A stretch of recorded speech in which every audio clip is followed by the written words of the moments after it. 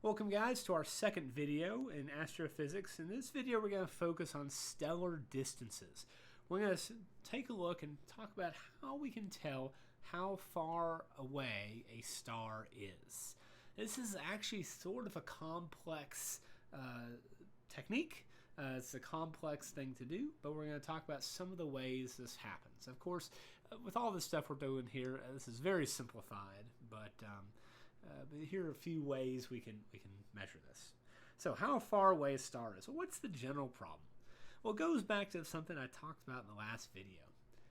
If you see a star in the sky that is of medium brightness, it doesn't mean anything for how far away the star is. It could be an incredibly bright star very far away. It could be a very dim star very close, or it could be a medium star a medium distance away. Okay, for us, the sun is by far the brightest thing in our sky, but it's nowhere near the biggest star in the sky. It's a completely average star in almost all respects. And so how are we going to figure out how far away a star is just here on Earth? Because we can't fly there and check the odometer to see how far away things are. So we're going to talk about a couple techniques. Now, the first technique I'm going to talk about is called stellar parallax. Now, parallax is a sort of unique kind of a thing, sort of a unique situation, and I want to demonstrate it for you right now. So look somewhere else in the room, not right at your computer right in front of you. Put up one finger right in front of your face, right, a couple inches from your eye.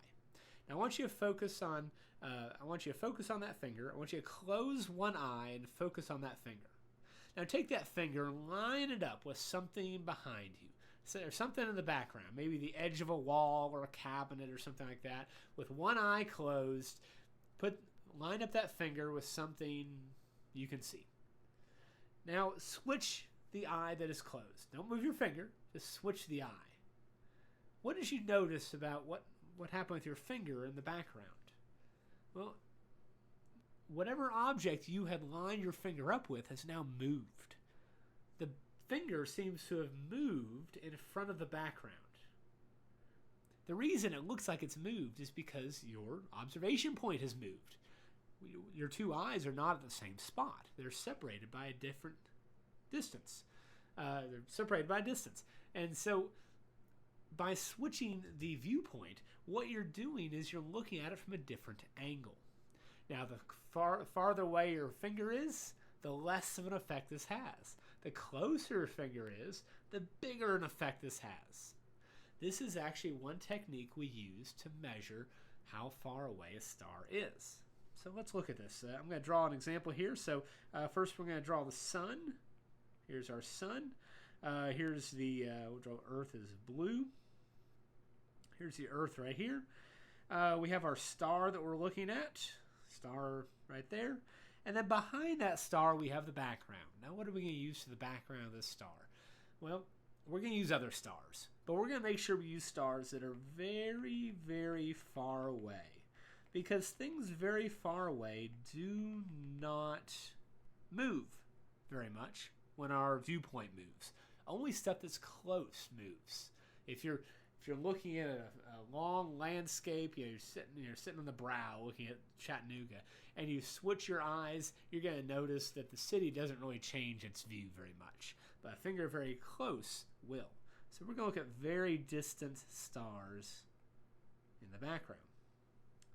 So the Earth, we're going to measure this angle. We're going to basically see where is that star in relation to all the stars in the background.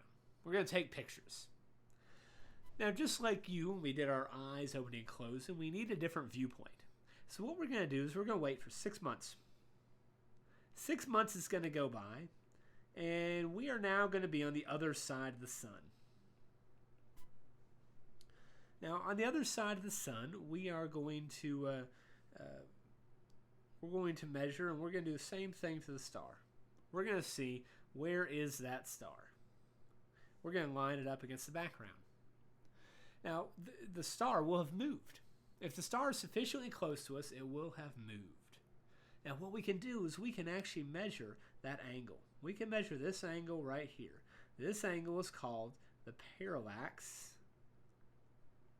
angle. Now, for parallax angle, the data booklet just uses a lowercase p. You can see the equation d.1.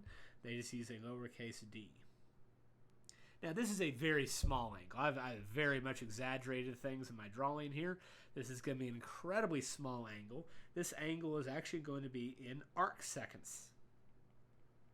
Now, an arc second is 1/3600th of a degree.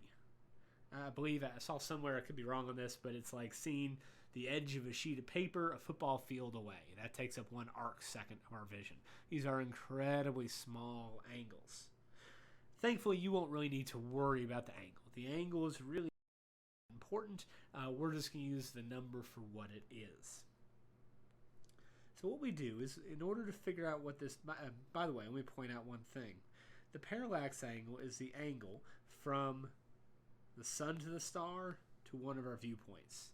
It is not this entire angle between viewpoints. Sometimes they'll try to trick you on a test and get you to maybe use that angle, which, okay, let's say this is 20 arc seconds. Well, you actually have to divide that in 2 and use 10 arc.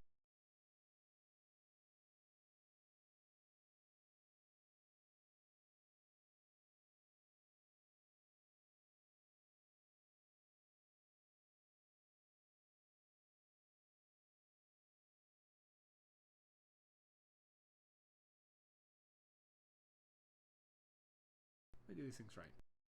The parallax angle in arc seconds. It's a very simple equation. The distance in parsecs equals 1 over the distance in arc seconds. This brings up what we need to talk about is how do we measure distance units. So let's talk about that real quick. I'll come back to this. Distance units. Now, obviously, we can use meters. Tried and true meters. We can measure the distance to the stars in meters.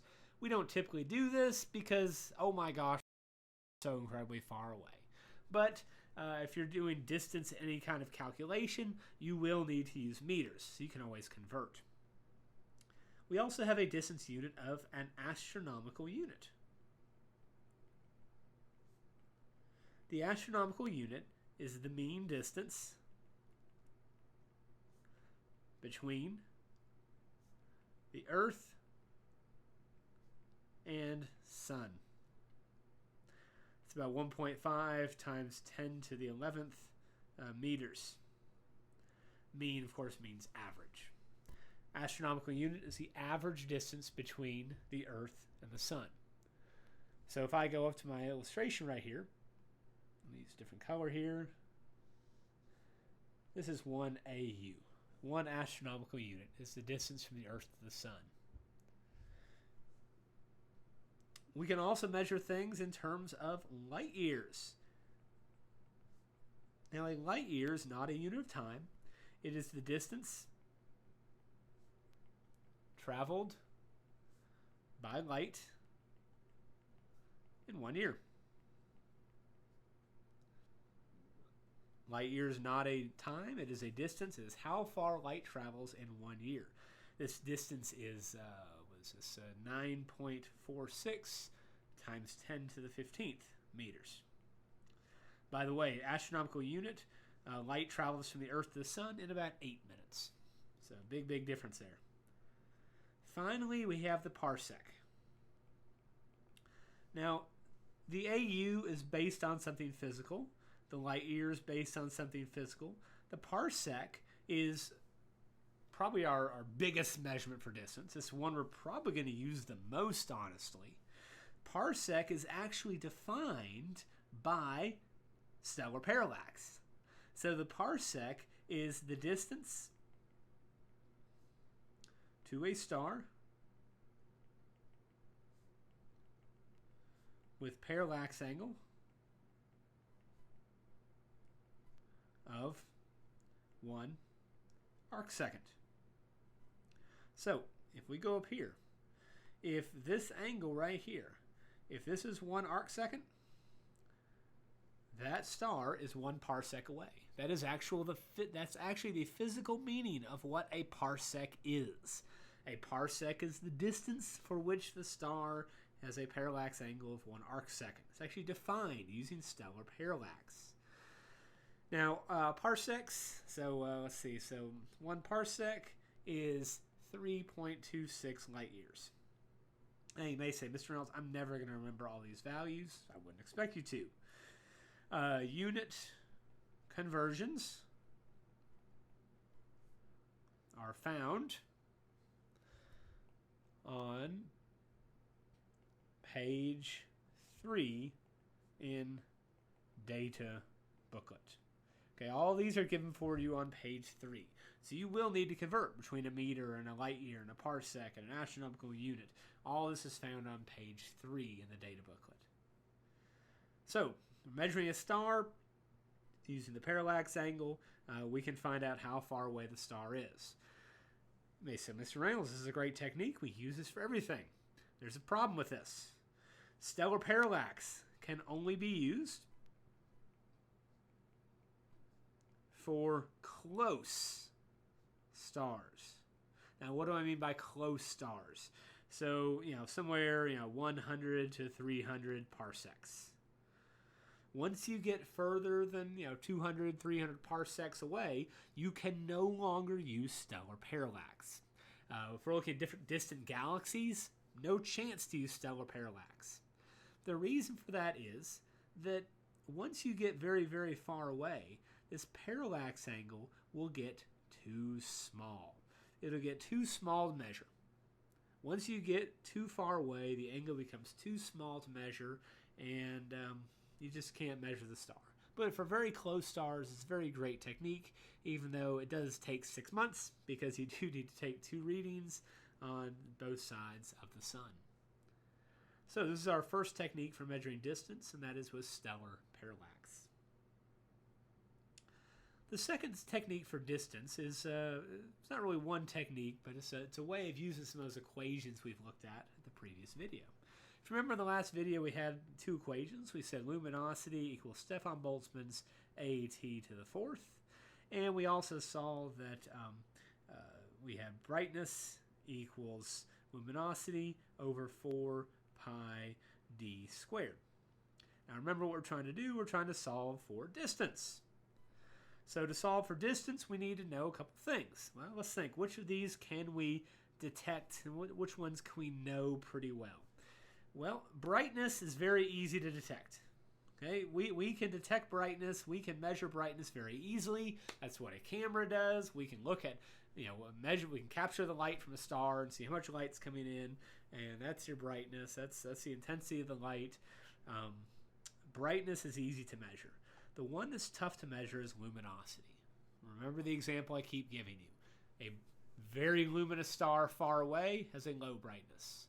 A very low luminosity star very close may have a high brightness. And so just by looking at the brightness, we can't necessarily know the luminosity. But if we can find the luminosity, then we can rearrange this equation and we can say that distance would equal the square root of, let's see, what would that be? L over 4 pi b. Okay, no problems with that. So how do we do that? Well, we have a couple techniques. First technique would be we could use what's called a standard candle. A standard candle is a light source of known luminosity. And we're going to talk about a couple of these standard candles as we go through this chapter. Things like Cepheid variables, stars that slowly pulse on and off. That's an example of a standard candle. A certain type of supernova. That's how we can tell how far away galaxies are. We see a certain type of supernova. We know it has to have a certain luminosity, and so it is a standard candle. So if you have a standard candle, that's great. There are other techniques we can use, and we're going to be looking at those as we go forward with the chapter. So we're sort of not going to answer this totally right now, because we need some future things, and that's what future weeks can get us. Next week, we're going to sort of finish all of this. But one thing we can tell pretty well is the temperature. We can figure out a temperature of a star pretty easily. We're pretty good at that. And even the radius, we can sometimes figure that out as well. Again, we're going to use things called the mass-luminosity relationship. We have some tricky ways we can sort of figure some of these things out using the solar spectra. That's going to be a really big technique we look for later. But we can try a few, we can do a couple of different things. So for example, you can take this luminosity equation, you can plug it in, you can say, oh, distance is 7 Boltzmann's AT to the 4th over 4 pi b, and maybe they'll give you a problem with some numbers. Maybe they'll say, oh, the luminosity of this object is 10 times the luminosity of the sun, the temperature is half, and so you can start canceling things out. One thing they might, if they ever refer to the sun, remember that if they have you solve for the distance of star A in terms of stellar distances, let's say it's 10 to the 12th times the distance to the sun, you know the distance to the sun.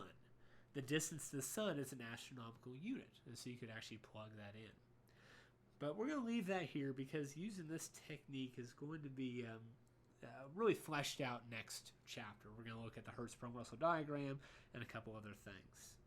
This is distances to stars. Make sure you know what all these values are. Make sure you know how stellar parallax works, and maybe look through and try a few problems where they may give you some information where you might be able to use these two equations to solve for the distance of a star. This is week 1 of Astrophysics. Hopefully this is making sense. Remember that while these videos are helpful, I would encourage you to also check out some of the crash course videos. The crash course videos are sometimes hit or miss for some subjects, but for astrophysics, I swear they were probably even looking at the IB curriculum when they were doing the crash course stuff, because they cover so much stuff that we're going to be talking about in this chapter. They're very well done and very interesting, and so I believe there's even a video about stellar distances in there, so check that out if you want. Make sure you read through the book. Make sure you try the cognitive problems that I've assigned for this chapter. Also, I'd encourage you to look at the cognitive textbook. They have a lot of great illustrations and stuff you can play with. And again, we will be talking on Wednesday or Thursday, depending on what class you're on, about this stuff. Hopefully you're doing well, and I look forward to seeing you later. Have a good day.